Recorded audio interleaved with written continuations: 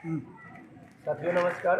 आज 13 अप्रैल पल्स भवन में सभी अपने पल्स पीड़ित ग्राहक एवं एजेंट साथियों के साथ में बैठक करते हुए 20 अप्रैल को जो दिल्ली में बैठक हमारे महेंद्र दानगढ़ जी कर रहे हैं, जिसमें हर ज़िले से उस व्यक्ति को बुलाया जा रहा है जो उस ज़िले की ये कमान उठाए और निवेशकों और एजेंट साथियों की ये लड़ाई को लड़े।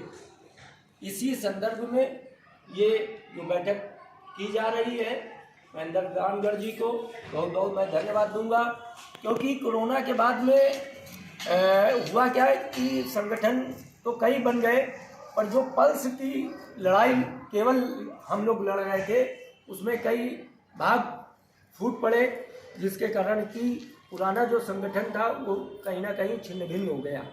पर महेंद्र दानगढ़ जी ने पुनः एक बार तैयारी की है।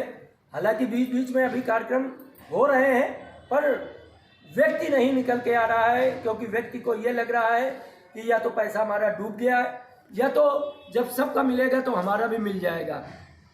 साथियों, ये भूल मत करिए कि जब सबका मिलेगा तो हमारा भी मिल जाएगा, क्योंकि कभी कभी होता क्या है कि कुछ कार्य आपको भी करने पड़ेंगे, और अगर वो कार्य नहीं किए जाएंगे तो कैसे ये लड़ाई लड़ी जाएगी। हर व्यक्ति अगर ये सोच ले तो क्या एक व्यक्ति यहाँ पे बैठक करेगा? तो ये सोचने की और बहुत विचार करने की बात है।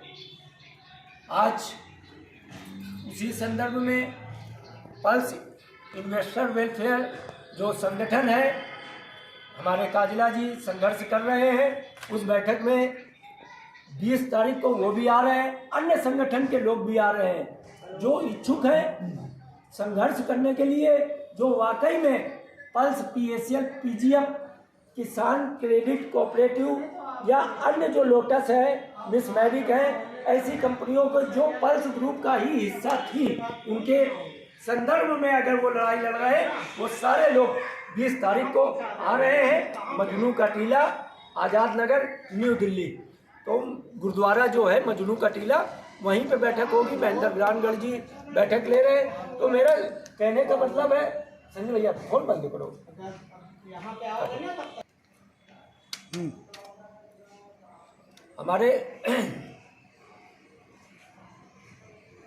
हमारे कहने का मतलब ये है कि जो ये संघर्ष हम लोग कर रहे हैं, किसी माध्यम से भी हो, हम लोगों को भुगतान लेना है, और भुगतान के साथ साथ हमारे साथ में मानवता भी होना चाहिए।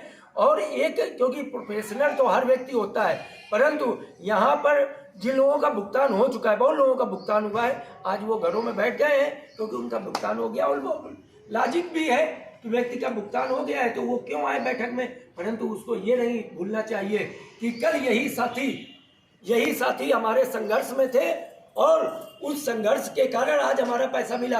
अगर इनका भी मिले तो उसके संदर्भ में हमें इनका साथ देना चाहिए। ये विचारधारा होनी चाहिए। कहते हैं नीति और नियत साफ रखनी चाहिए। ऐसा नहीं है कि आपका भुगतान हो गया, अगर हमारा नहीं हुआ तो कोई बात नहीं, भुगतान तो लेकर रहेंगे और मिलेगा, ये मुझको मालूम है, ये पता है कि भुगतान होगा। उसी संदर्भ में ये लड़ाई निरंतर चल रही है। बहुत लोगों के मैसेज आते हैं कि सर मैसेज ही आया करते हैं, वीडियो ही आया करते हैं, पर मेरे भाई जो लोग कुछ नहीं कर रहे हैं, कोई जानकारी नहीं दे रहे हैं, जिन लोगों ने यहाँ पे दिन रात एक कर दिया था काम करने के समय में, आज वो कहीं नजर नहीं आ रहे। मैं उनसे भी आग्रह और निवेदन करना चाहता हूँ कि वो लोग आगे बढ़ के आए और कमान संभालें। हम तो ये चाहते हैं, क्योंकि एक व्यक्ति से ही लड़ाई ये नहीं लड़ी जा सकती है। हालांकि सरकार ने ये जो पैसा डिले हो रहा है, तो कहीं ना कहीं ये मंशा है कि लोगों को तोड़ देने के बाद में क्या होता है कि आदमी टिकर हो जाएगा, लोग भूल जाएंगे, कुछ लोग मर जा रहे हैं, कुछ लोग आगे मर जाएंगे, और टाइम फिक्स जो 100% लोगों का भुगतान है वो 10 लोगों को ही भुगतान हो सके। उसीलिए ये लड़ाई आदमी भाई, जब तक हम ताकत नहीं दिखाएंगे। आपको एक कल की छोटी एक घटना बताते हैं कि कल आगरा में करणी सेना, जो हमारे महाराणा सांगा जी थे, उनके संदर्भ में कल उनका जन्मदिन था, और कहीं ना कहीं किसी कारण से कल वो ताकत दिखाई गई। भाई जन्मदिन तो हरदम होता है, हर साल जयंती मनाई जाती है, पर कल जो ताकत दिखाई गई उसका कारण क्या है, ये सारा भारत जानता है और यहाँ तक पूरे विश्व में भी ये खबर फैल चुकी है। क्योंकि कहीं ना कहीं उन क्षत्रियों ने अपनी ताकत लगा दी और लगभग हमें लगता है कि कल जो भीड़ रही वो 2.5 से 3 लाख रही। तो हमारा निवेदन है कि अगर सम्मान के लिए आप 2.5-3 लाख लोग इकट्ठा वो हो सकते हैं, तो हमारे पास तो हर जात के, हर कौम के लोग हैं। तो भाई साहू जी हर गली में अगर वो इकट्ठा हो सकते हैं तो हम भी तो अपने मान और सम्मान के लिए इकट्ठा हो सकते हैं। और एक बात बता दें, करणी सेना इकट्ठा हुई मान और सम्मान के, उधर सपा पार्टी कह रही है बयान वापस नहीं होंगे। बात समझिए, इतना बड़ा इशू बना लिया। पर जो लोग पल्स में, जिनका गरीबों का पैसा फंसा हुआ है, हर जात का, हर धर्म के लोगों का पैसा फंसा हुआ है, अखिलेश यादव उस पर नहीं बोल रहे हैं। ताजुब है। अगर मान और सम्मान की बात है कि नहीं सुमन जी नहीं झुकेंगे, तो पता नहीं यहाँ कितने सुमन जी बैठे हुए हैं। दलित भी बैठा हुआ है हमारे साथ में, ब्राह्मण भी बैठा हुआ है, ठाकुर भी बैठा हुआ है, मुस्लिम भी बैठा हुआ है, ओबीसी भी बैठा हुआ है। गलत तो नहीं कह रहे भैया? बिल्कुल सही। तो क्या आज उसके मान और सम्मान की नहीं है? यहाँ लोगों की बहन बेटियां तक अपमानित की जा रही हैं। तो मेरा संघर्ष करने का उद्देश्य केवल ये है कि जो धब्बा लगा हुआ है हम लोगों के ऊपर, हम लोगों का जो पैसा फंसा हुआ है, खून पसीने का, दोनों बातें बोल रहे हैं, जो धब्बा लगा हुआ है वो मिटना चाहिए और जो खून पसीने का पैसा फंसा हुआ है वो मिलना चाहिए। उसके संदर्भ में हम ये लड़ाई लड़ रहे हैं, आगे लड़ते रहेंगे। और जो लोग बैठे हुए हैं कोरी केवल स्वाभिमान और केवल मान और सम्मान की बात करते हैं, वो कोरी है कहीं ना कहीं। क्योंकि आज अगर घरों में बैठे हो तो कहीं कहीं आपको लज्जित होना पड़ता है। के साहू जी आए हमारे पास, बहुत दिन बाद आए, ये खुद बताएंगे। 2-3 मीटिंग 4 के बाद आए और ज्यादा से आए हैं, पर कहीं ना कहीं इनको दिक्कत और परेशानी हुई तो आज ये यहाँ पे बैठे हुए हैं। गलत तो नहीं कह रहे? सत्य है। 5-6 दिन पहले इनके ऊपर दबाव पड़ रहा था, जबकि वो भी एजेंट था, इनका जूनियर था। तो कहीं ना कहीं दबाव जब व्यक्ति को पड़ता है तो वो पुनः पल्स भवन की याद आती है, इस बैठक की याद आती है। स्वार्थी ना बनिए, प्रोफेशनल ना बनिए। हमने क्या बोला है कि सबके पास एक दूसरे के पास नंबर होना चाहिए। अगर विकास त्रिपाठी कल रहे ना रहे, ये संघर्ष जारी रहना चाहिए।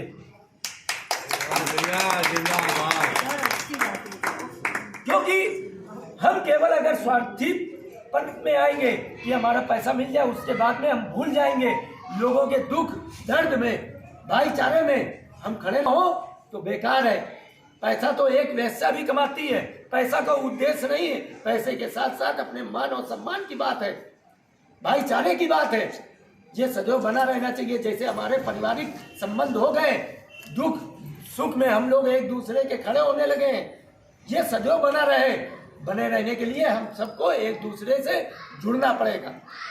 और फिर मानव का जीवन है, इंसान है, किसी बात पे टिप्पणी नहीं होनी चाहिए, किसी बात की अफवाह नहीं फैलानी चाहिए। अभी मेस्टर रोड में देखिए 200 लोगों के नाम FIR हुई, कहीं क्या हुआ, बवाल हो गया, पत्थरबाजी हो गई, कहीं कुछ नहीं। वीडियो जो दिखाया जा रहा है, वीडियो में और कुछ दिखाया जा रहा है। स्वतः एक टीके की आड़ में काम गलत मत कीजिए, उस टीके को बदनाम ना कीजिए, उस भगवे को बदनाम ना कीजिए। कहने का उद्देश्य हमारा है कि भाईचारा सर्वप्रथम है। क्योंकि कोरोना में मैंने देखा है कि अपने खून के रिश्ते के लोग वहां पर नहीं पहुंचे जहां पे गैर पहुंचे हैं। जो गैरों ने मदद की है, अड़ोसी और पड़ोसी ने मदद की है, वो अपनों ने मदद नहीं की है। इसलिए भाईचारा बहुत जरूरी है।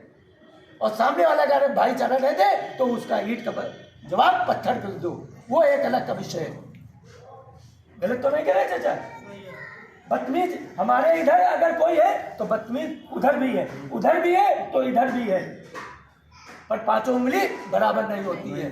तो ये भाईचारा बना के हम लोगों को ये संघर्ष करना है। 20 अप्रैल की जो बैठक हो रही, 20 अप्रैल की बैठक के बाद में एक नए रूप में और नए संघर्ष के रूप में ये पल्स समूह और पल्स परिवार एक बार सड़क में और जो कोर्ट के माध्यम से लड़ाई लड़ी जा रही है, इस कोर्ट के माध्यम से ये संघर्ष जारी रहेगा।